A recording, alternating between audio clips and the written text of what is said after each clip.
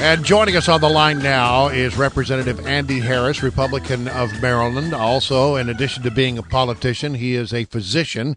And we thought it might be a good time to have you here to, among other things, talk about Larry Hogan, both from a political and a medical standpoint.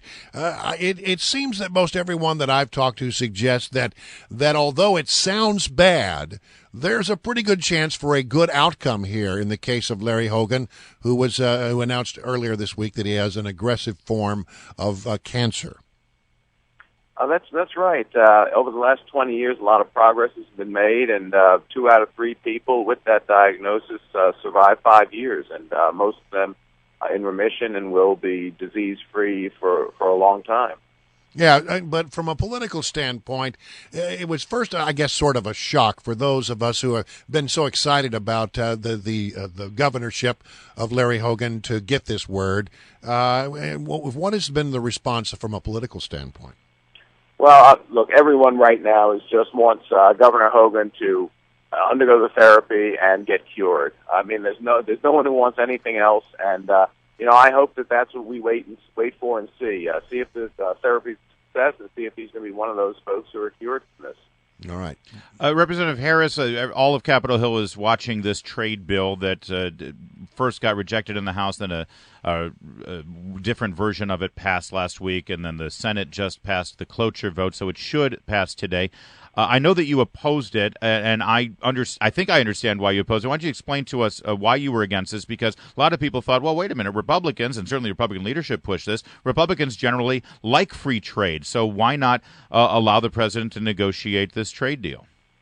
Well, look, I like free trade. I think both countries benefit when it's truly free trade, but what's going to happen here is I'm afraid the president's going to use this as a way to coerce other countries to adopt his liberal policies.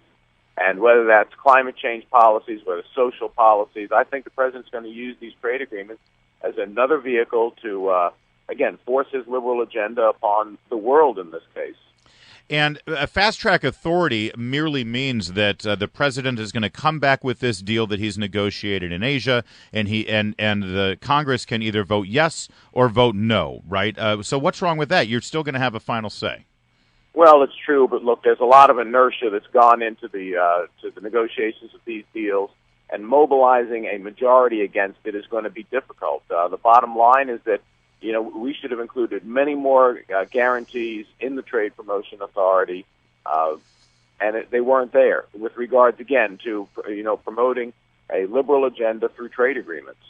Now, one hears that Speaker Boehner has whipped this particularly vigorously, and you've been someone who was against the bill that the Speaker wanted. How tough has it been?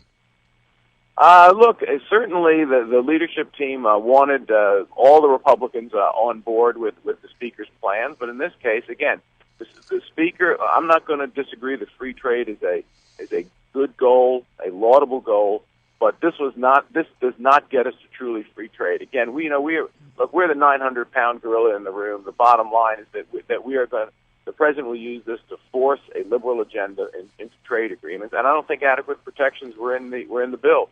The other thing I objected to is coupling TAA, the Trade Adjustment Assistance, with the Fast Track Authority in order to gain its passage through the Senate. And obviously, we didn't need to couple it directly in order to gain passage through the Senate because the Senate voted this week to do it without TAA.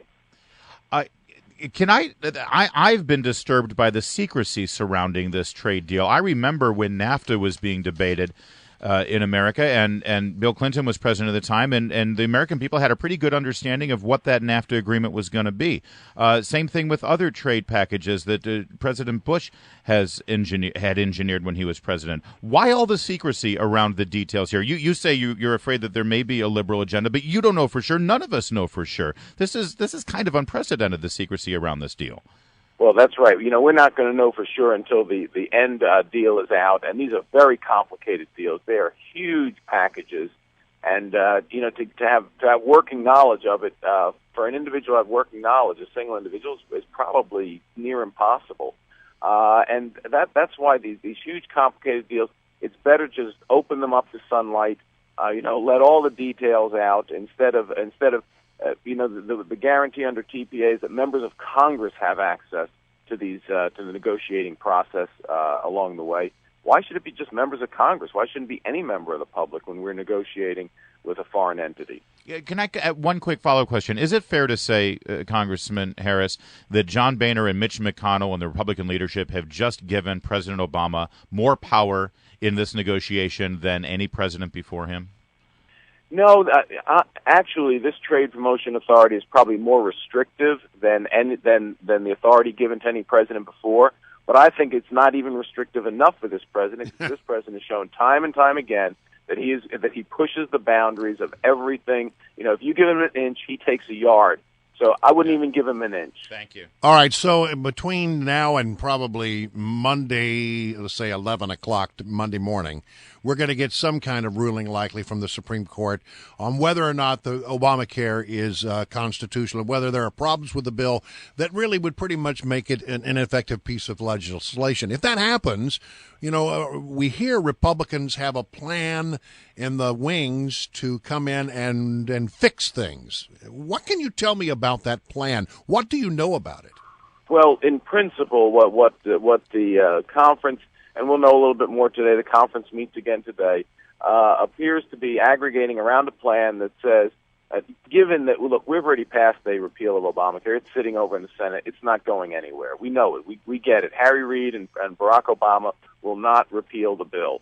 So what we need to do is basically cut the legs out from under the bill, and in return for helping those individuals who would be harmed by this decision, I think what we're going to do is repeal the individual mandate, repeal the employer mandate, and then offer every American the opportunity to go outside the Affordable Care Act system. And those three elements really just undercut the legs of the entire Affordable Care Act and set us up for when we have a Republican president who will finally, get rid of the Affordable Care Act, which is definitely not affordable. Do you have any sense of how that might be received over in the Senate? Because that would be a big change. Well, look, the Senate is controlled by Republicans, but Harry Reid has a lot of power. The question is, does the president want to negotiate on this, or is he going to say my way or the highway? Just continue the subsidies and no further negotiations. And if he does that, I'm afraid the House is just going to say no to the subsidies. Just say no. Wow. Then these people are going to suffer because of what the president did and how his administration interpreted the law.